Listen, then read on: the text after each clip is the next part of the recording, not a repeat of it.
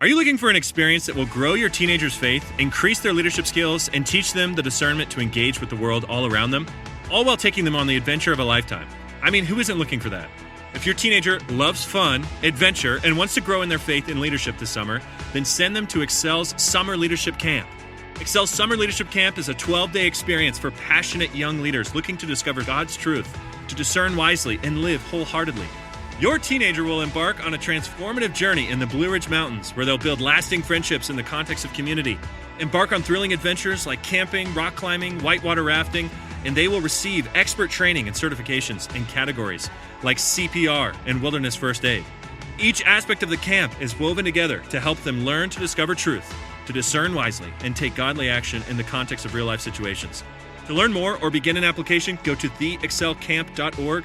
That's theexcelcamp.org. Hurry, because summer is just around the corner.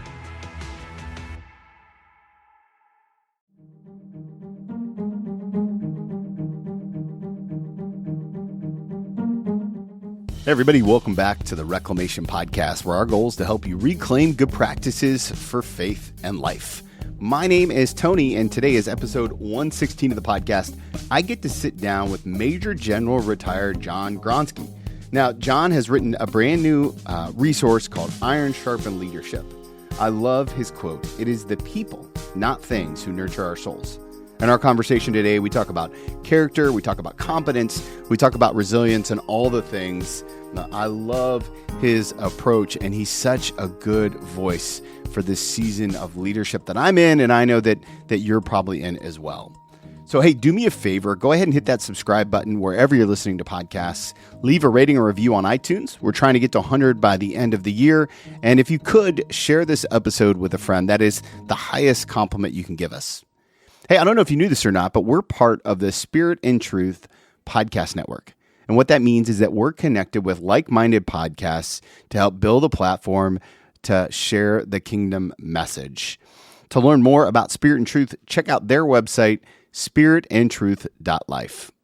Well, guys, without any further ado, here's my conversation with Major General retired John Gronski. Hey, everybody. Welcome back to the podcast. I'm excited today to have author, speaker, and leadership guru, Major General John Gronski. Sir, thank you so much for being on the podcast. Tony, I'm really happy that you've invited me on, and I'm looking forward to our conversation today. Well, full disclosure for all the listeners, when I got out of the reserves, I was an E6. And so I don't think I'm going to be able to make it through this conversation without calling you sir the entire time. I hope that's okay with you. I'll do my best to try to work in and out of it, but it's just such a habit. You see those stars and you just got to carry on. You know what I mean? Yeah. You know, Tony, I prefer John, but you do whatever you're comfortable with.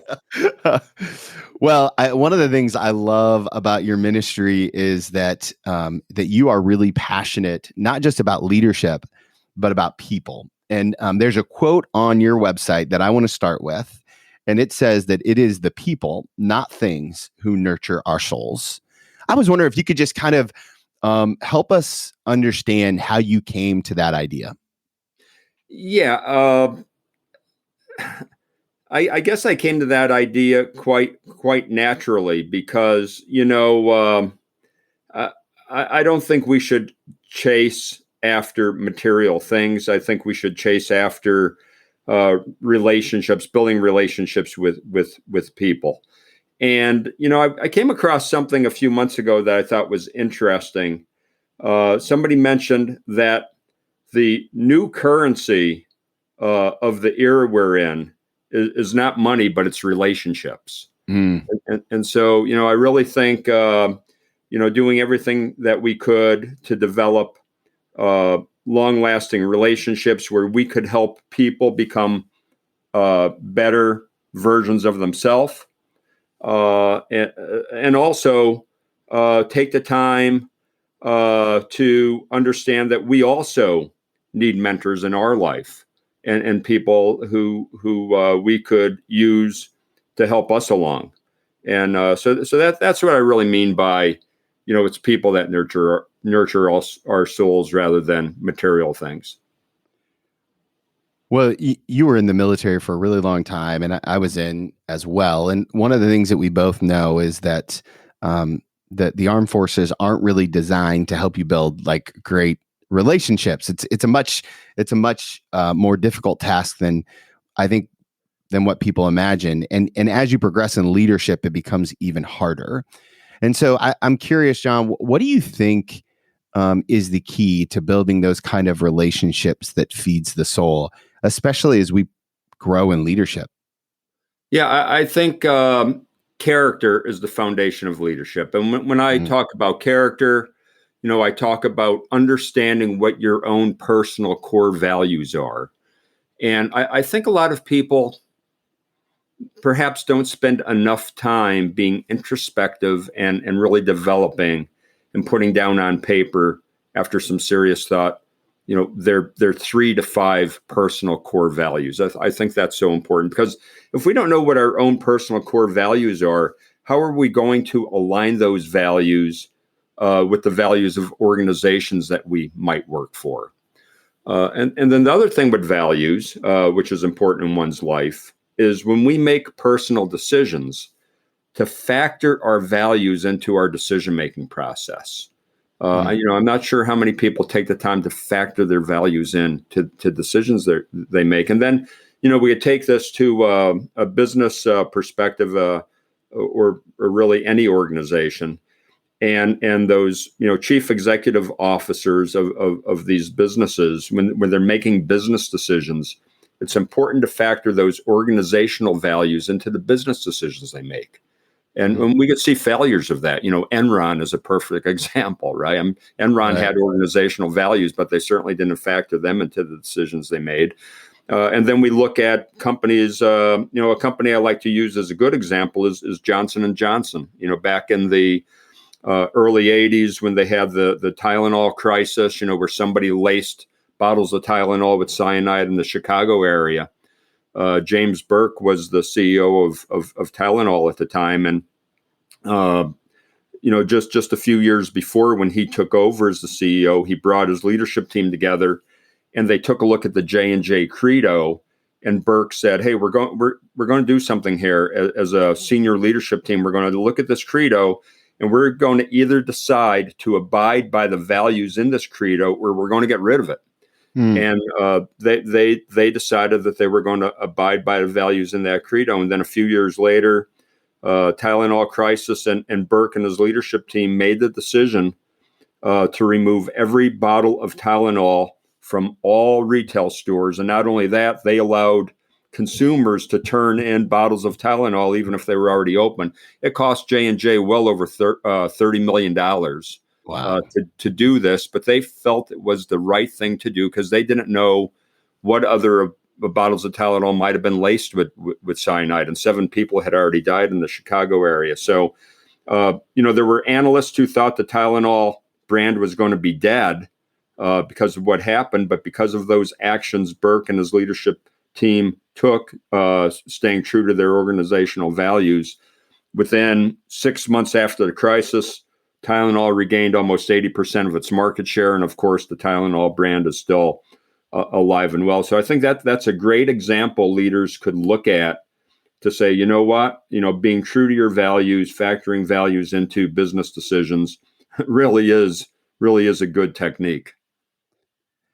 So can we drill down on the idea about the values a little bit more? I would love to hear if you're willing to share, and if not, that's okay too. I would love to hear your values and kind of maybe more importantly, how you came to them.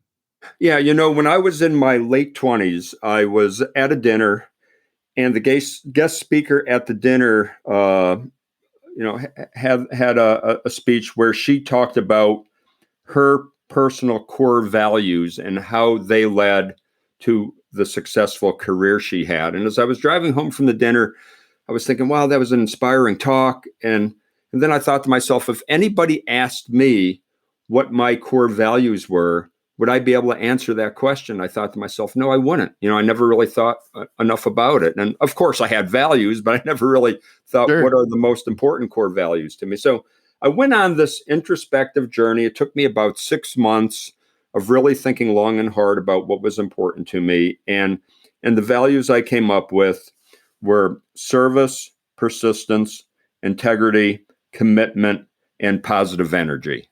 And I felt as I was going to live my life and lead people, I needed to exhibit these 5 personal core values. And I've tried to live my life that way, especially with service, integrity, and positive energy, because I think those 3 things are so important when we're leading other people. So I imagine there's somebody's listening right now, and he or she's got a family, and they're trying to, they're probably in their mid 30s, late or early 40s, somewhere around there, and they're trying to figure out their values. They're thinking about their life, they're thinking about their work, they're thinking about their faith. How would you tell someone to start on this journey of figuring out, man, what is it that's important to me?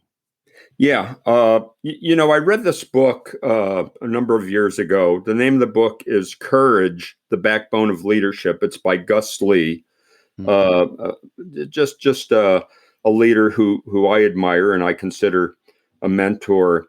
And in this book, he talked about values in a way I never thought about values before. He said, not all values are high values. He said there's low values, medium values, and then just a couple of high values. And he said, low values, for example, would be racism, cronyism. When we look at somebody like Adolf Hitler, the values he had, very low values. And then he said there's medium values, and medium values could be things such as loyalty and duty, because we could be loyal to a despicable person. There were many people who were loyal to Adolf Hitler, again, to use him as an example. And then he said there's only a couple of high values. And the 2 high values he talked about were integrity and personal courage. Wow. And he defined integrity for acting for what is right, regardless of risk. And then he defined personal courage as correcting wrongs, regardless of danger. And I think, I know a lot of people who listen to your program are Christians. And I think if we think of the way Jesus lived his life, and as we try to emulate his way of living, it's really all about integrity and it's about courage. And then the other thing I think that separates Christianity from all other religions is really the whole concept of forgiveness. Yeah. There's not a lot of other religions that talk about forgiveness as Christianity does. And, when Jesus was on the cross, he forgave those who crucified him. So, I think, as we, so you asked me, how does one go through this journey of deciding what their values are? I think to read things like Gus Lee's book, to read the Bible, to think about, just what is important in your life. And everybody's going to have, their values are going to be, perhaps a little bit different. But really it's about what is important to you in your life. And then make that decision. Even in tough times, you've got to adhere to those values, because it's easy to adhere to your values when things are going well, but it's when things are going tough, that's when you've also got to adhere to your core values. Do you have a process in place when you've got to make like this big decision, like a life-changing decision? Do you have a set kind of process where you throw the values in, or is it so baked into your personality now, or how do we live in that tension? Yeah, after spending 40 years in the Army, I was trained on the military decision-making process, which is really, doing an analysis of the mission. And then at that point in time, I like to factor values in, and then coming up with various courses of action. What are the options you have in terms of making this decision? And usually there's 2 or 3 viable options that one has. And then you compare options, understanding what the risk of each option is, and then ultimately making a decision. But again, making a decision with those core values as the foundation of the choice you make in terms of options, and then moving forward, and then being prepared to pivot a bit if you need to. As perhaps more information is gained, that you didn't have before when you initially made the decision. Be prepared to pivot a bit, because there's one thing about decision making is we are never going to have perfect information to make decisions. We're always going to have to we're always going to have to make decisions with less than perfect information. And when I do my leadership training and executive coaching, I talk to fellow leaders about having the courage to make decisions with less than perfect information. And Colin Powell talked about this. He said you should have between 40 to 70% of the information you need before making a decision. And he said, if you make decisions with less than 40% of the information available, then you're probably just shooting from the hip. And if you wait till you have more than 70% of the information, you're probably going to miss an opportunity. So it's like that between 40 to 70% is the sweet spot in making a decision. But you have to have the courage to do that, because it does take courage to make decisions. I really appreciate that. And it has never felt more applicable than maybe in the last 2 years with COVID and the pandemic, and seeing leaders have to make these decisions, not knowing what it was going to look like. I mean, when we shut down the church for the first time, we thought it'd be for like 3 weeks. 6 months later, we're still not meeting. So I'd be remiss if I didn't ask, in all your work with leaders around the world, and the work that you've done in the military, and all the high end leadership that you've done, what has been the impact that you've seen so far on leadership because of the pandemic? I'm curious. Yeah, I think, it's about resiliency. And to me, resiliency is not only about overcoming adversity, it's also becoming the best person you could be. And resiliency doesn't happen by itself. People have to train to become more resilient. And when I talk about resiliency, I talk about fitness. And yes, I think physical fitness is important to being a resilient person. But I also think there's other elements of fitness. There's emotional fitness, there's mental fitness, and then there's spiritual fitness. And so you've got to work at these things. And I think the leaders who came out of the pandemic the best were leaders who had worked at becoming resilient people before the pandemic even started. And so there's other elements to this. It's about moving out of your comfort zone, making yourself uncomfortable, even if you don't have to be uncomfortable, in order to harden yourself a bit. It's like going to the gym and lifting weights that are a little bit harder for you to lift, just using that as an example, or going out for a run and maybe running a distance that's usually a little bit harder for you to attain in order to stretch, and in order to grow, and in order to make yourself uncomfortable, moving out of your comfort zone. So, those type of things people have to strive to do.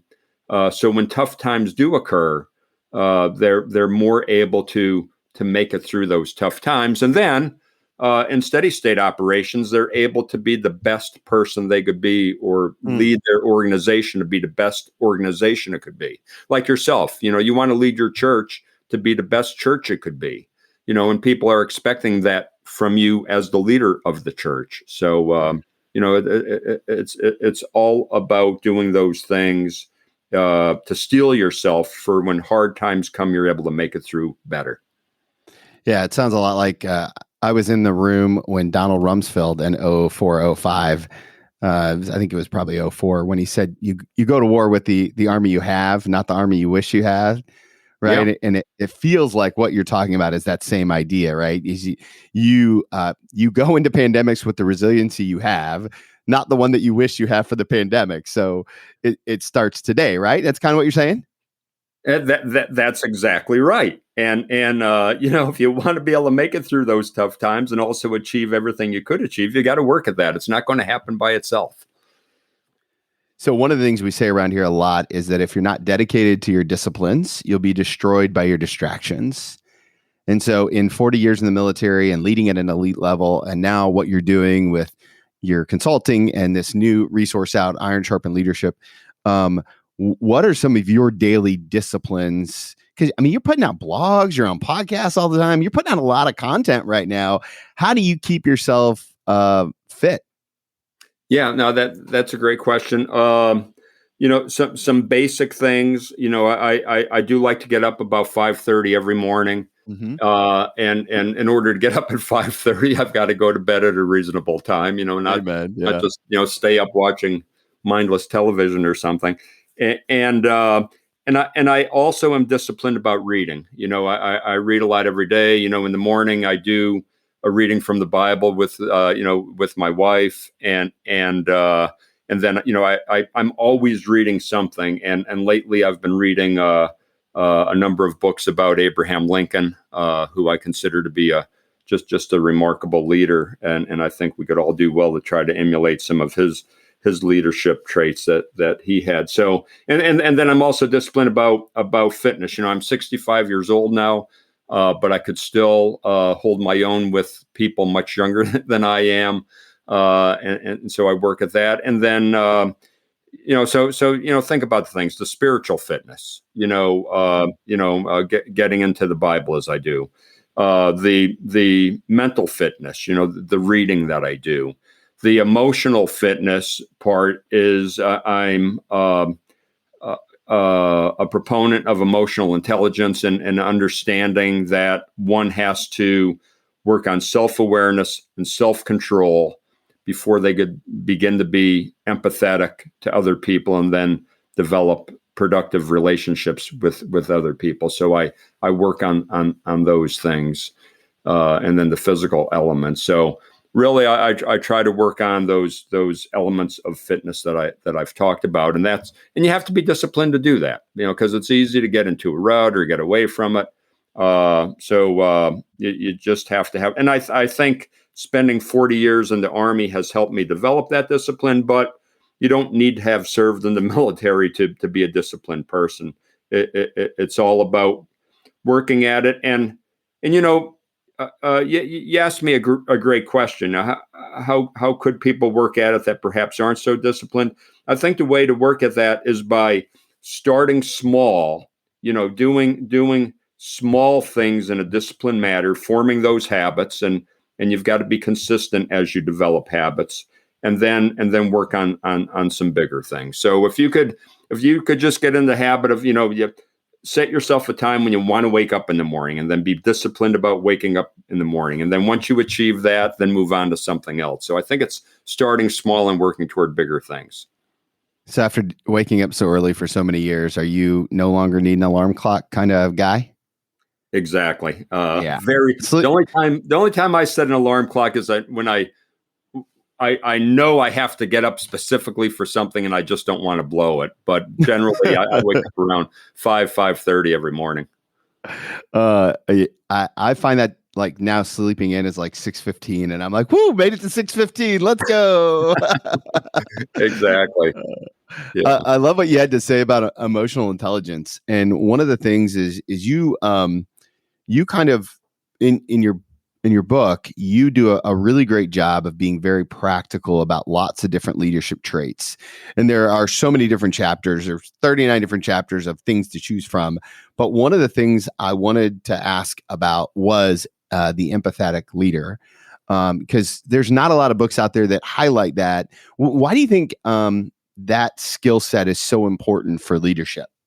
Yeah, it builds trust. I mean, trust is the oil that allows an organization to operate smoothly, and by having the ability to understand what other people are feeling is extremely important. And that's not being sympathetic, it's being empathetic. Right. And as I alluded to, self-awareness is the first element of emotional intelligence. And once you could understand how you're feeling and then control those emotions, it's only then that you could start to understand how other people feel. So I think it's impossible to understand how other people are feeling if you haven't taken the time to develop the skill to understand how you're feeling. You have to understand your own feelings first. And then once you demonstrate that empathy to other people, you develop that sense of loyalty within the organization, that sense of trust within the organization. where people don't have to feel like they have to watch their own back. They could then concentrate on doing things that are going to be good for the organization. If you've got an organization where there's a lack of trust, everybody is expending energy on watching their own back rather than working productively. And of course, organizations like that do not flourish. So for someone who may not identify as an empathetic leader, do you think that it's something that we can work on? And how do we develop that as a muscle? Yeah, no, great question on that. I think the first thing, again, is getting in touch with your own feelings and your own emotions.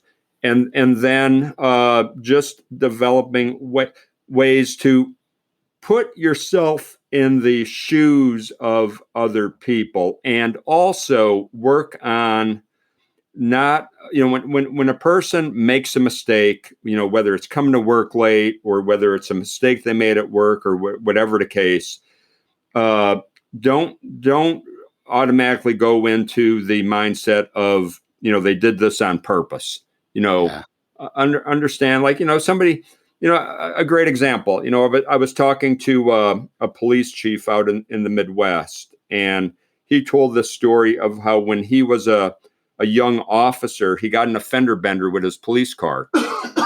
and the first thing when he called his supervisor about the fact he got in a fender bender with his police car, the first thing his corporal said to him is he started chewing him out, and, well, what did you do wrong? Weren't you paying attention? All these things. And this police chief told me, it would have been much better if the first words out of his mouth was, "Hey, are you okay?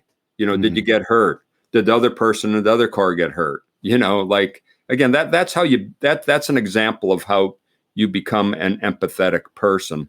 Not just assuming the worst in people, but assume that people might have made an honest mistake, and perhaps somebody's a little bit banged up or hurt, and ask how they're doing and those type of things, and then lead into, then at some point in time you could lead into, hey, what caused the accident and how could we learn from it?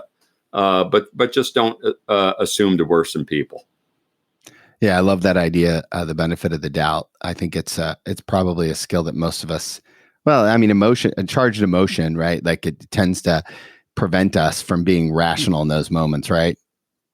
Yeah, absolutely. And just one other thing I do want to mention here is, I'm not at all saying that, you shouldn't hold people to standards. I think it's important, you set standards, and then you have to hold people accountable. Accountability is important. So I'm not saying don't hold people accountable or don't hold people to standards, but, do it in a dignified and respectful manner. A lot of times, we hear the term toxic leadership, a leadership who is toxic, who is caustic, and I think if a leader treats the people they lead with dignity and respect, it's impossible to be labeled as a toxic leader. However, you could reprimand somebody in a dignified and respectful way.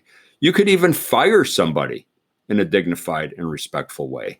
And sometimes it's better for the person and the better for the organization if, hey, it's just not the right fit. You thought they were a right fit when you hired them, but then after retraining and counseling and coaching, they're still not getting it. Sometimes it's not only good for the organization, but it's good for the person to say, you know what, this may not be the right fit for you here. You might want to move into another organization or another line of work where you're going to have a better fit, and you're only doing that person a service, but you could do it in a dignified and respectful manner. Yeah, in your career, I would imagine that you experienced all different levels of leadership. I'm curious from a military standpoint, where in your career do you think you learned the most about leadership? What level you were at? What job did you have? What made it so informative? Yeah, I think really the answer is I'm still learning. I haven't mastered it yet. As a matter of fact, if anybody reads my book, Iron Sharpened Leadership, they'll see that it's filled with mistakes that I have made. And I like to say I've always learned more from mistakes I've made than from the times I've done something right by accident, but really, as a platoon leader, leading 40 soldiers, and then a company commander leading 145 soldiers, and right on up, at every level between that and the division that I eventually led of 15,000 soldiers. I learned lessons along the way. One thing kind of sticks with me, though, based on your question. I remember reading something early in my career that an organization takes on the personality of a leader.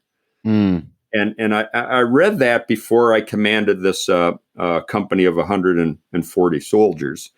And then when I took command of this 140 soldier unit, I was thinking to myself, how could the organization take on the leader's personality? How could these 140 soldiers take on my personality? How could that happen? I kind of doubted it. And then I found that that's exactly the truth. So if you could put a sloppy leader in charge of a very highly functioning, squared away organization, and that organization after a while is going to turn out to be sloppy. Or you could put a very effective leader in charge of a sloppy organization, and over a period of time, that organization is going to turn out to be an effective, well-functioning organization. So, if you're a detail-oriented person, the organization is going to be detail-oriented. If you're a leader who believes in customer service, the employees that work for you are going to embrace the sense of customer service. So it really is true. I've found over 40 years of leading that organizations do take on the personality of their leaders. So, sir, I got to get in your Kool-Aid just a little bit. What personality trait did you see in your unit when you realized that it was true? What was the one thing that stood out? Like, oh, that's me I see in those troops.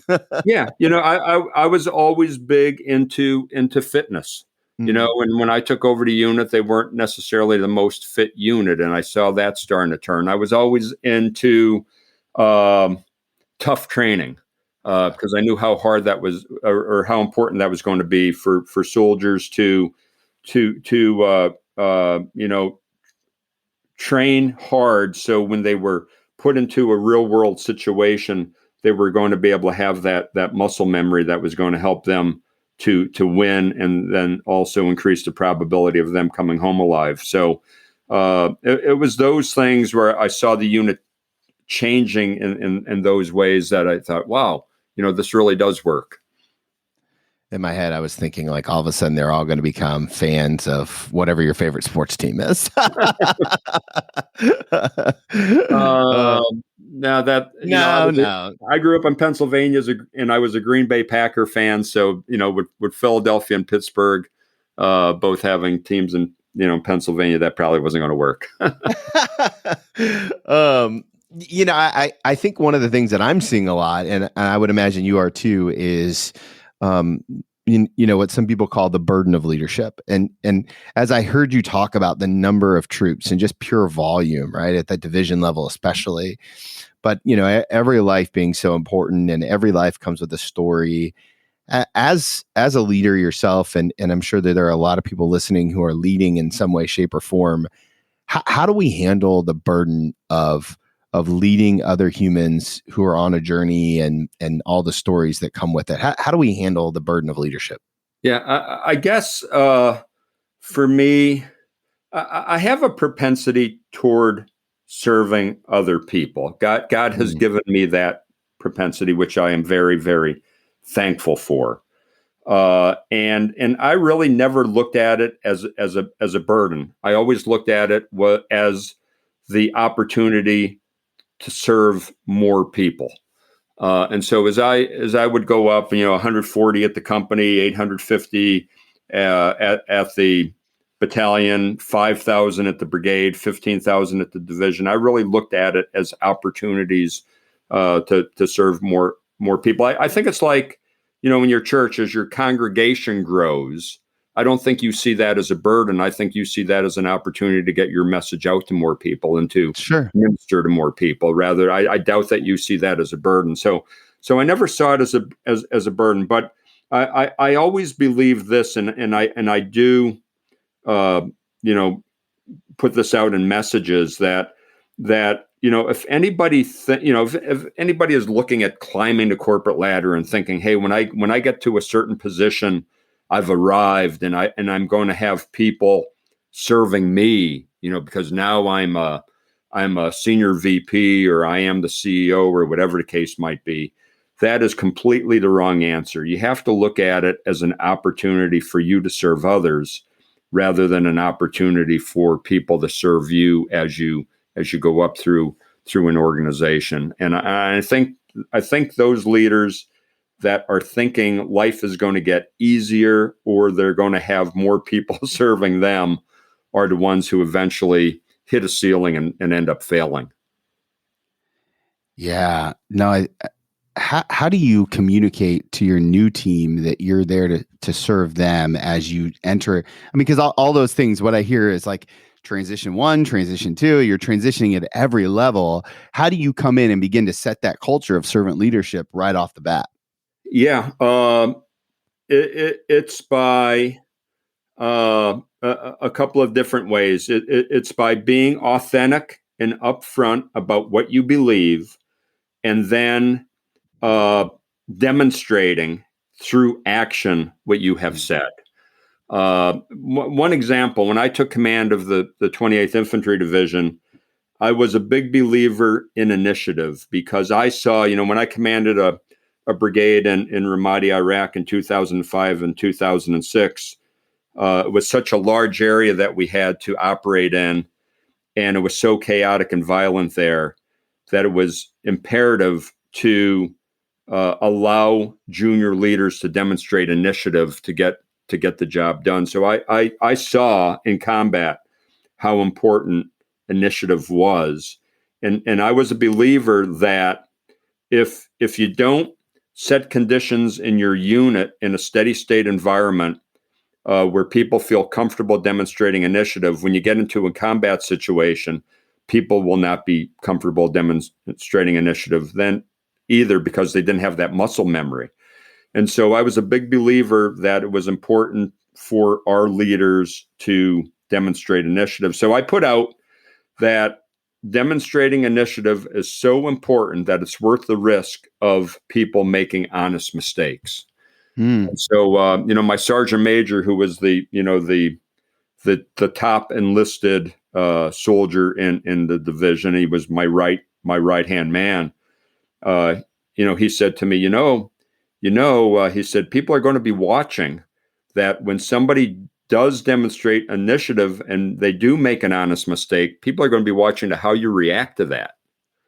And I said, you're right. And so, there were several areas where, people did demonstrate initiative, and because they were stretching and growing and moving out of their comfort zone, they made a mistake.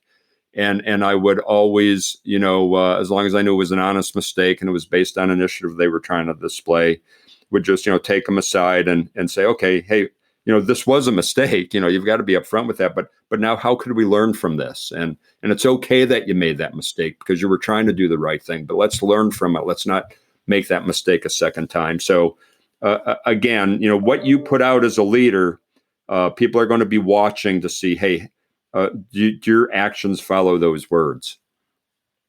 I love that.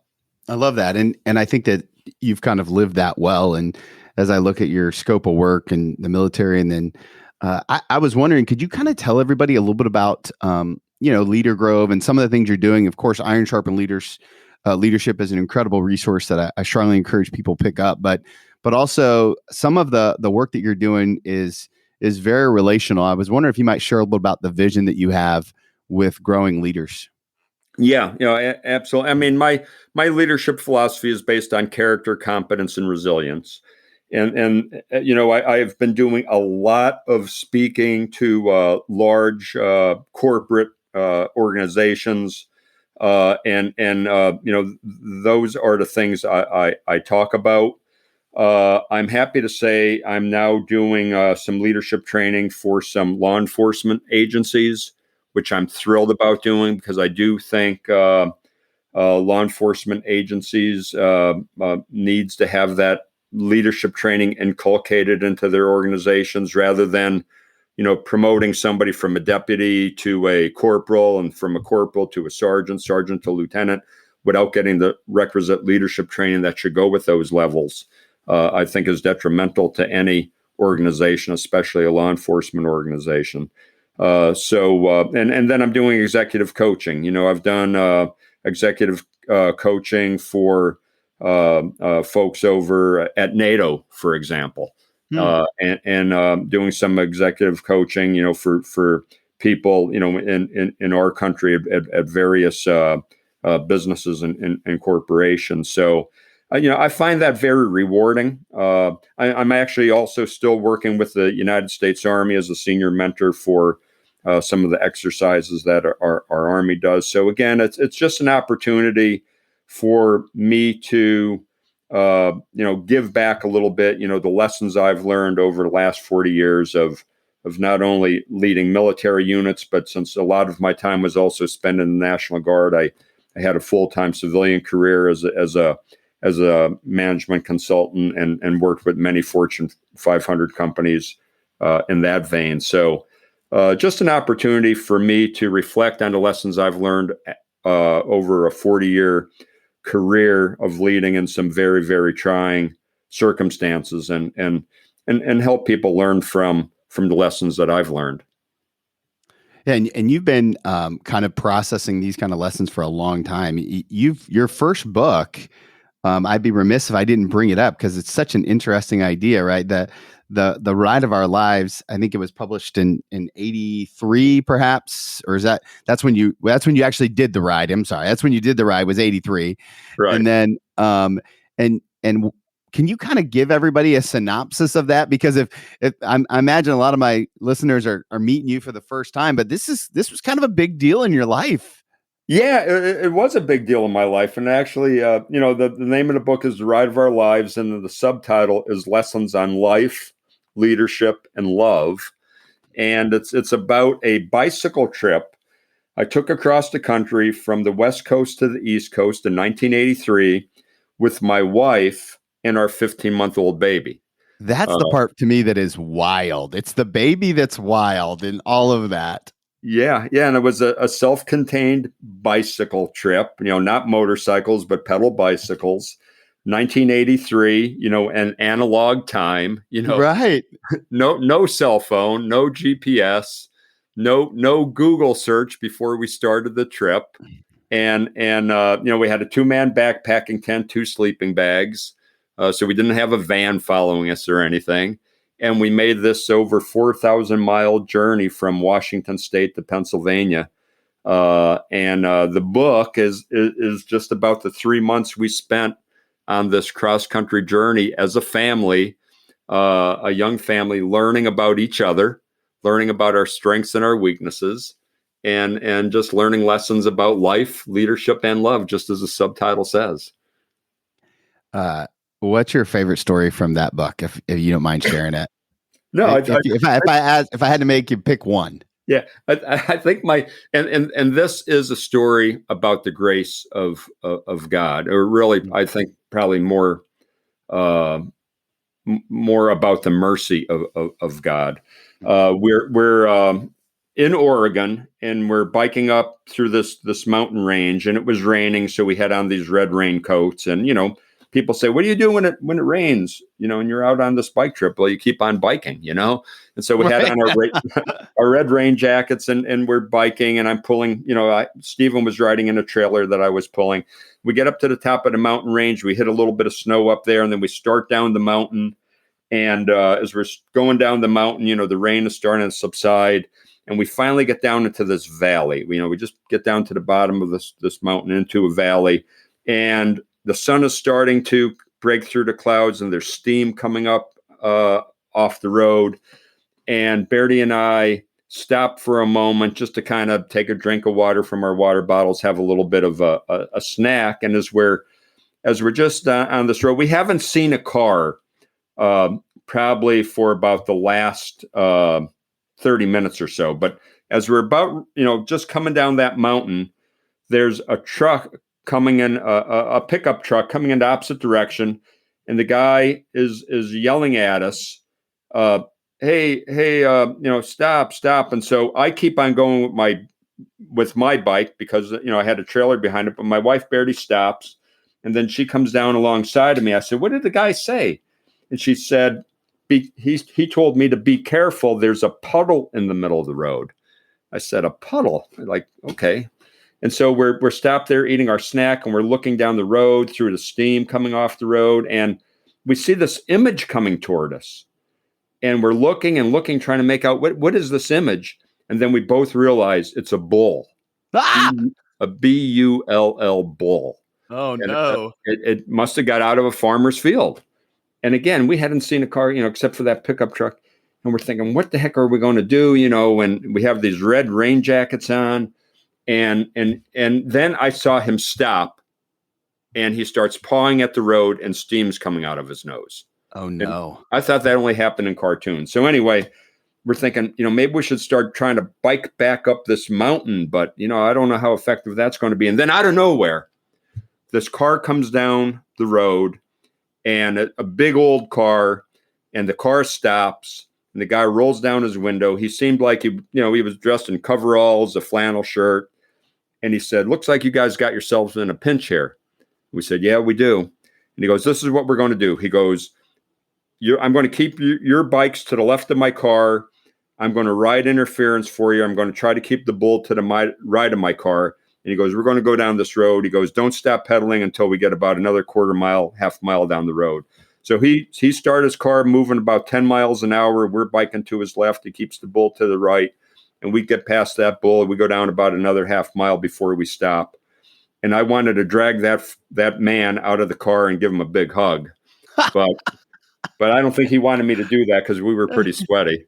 And I really think it was God's mercy that sent this farmer to us to protect us at that very time. Because like I said, very few cars on the road. And for him to come at that exact moment had to be, God shining his grace and mercy on us to get us out of that fix. And that was probably the closest call we had on the entire trip. But I hate to think what would have happened if that bull caught up with us.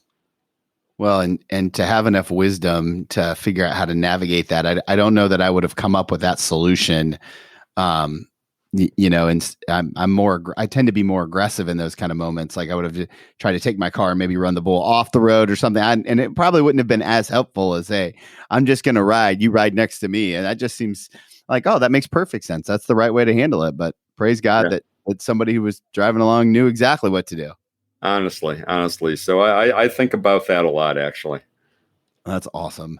Yeah. I know my listeners are going to want to connect with you and what you're doing with all the leadership stuff. Where is the best place to find you and all the work you're doing on the interwebs? Yeah, I'd say go to my website. It's a very simple website. My name is John, John. So my website is john@johngronski.com. Yeah. So that's JOHN@JOHNGRONSKI.com. I have an e-commerce site there where people could purchase both books, The Ride of Our Lives, and also Iron Sharpened Leadership. And I'll sign books and send them out to people. I do that all the time. And again, my email address is john@johngronski.com. Website, as I mentioned, is johngronski.com. So people could connect with me, email, always happy. If anybody has a question, I'm always happy just to give an answer back.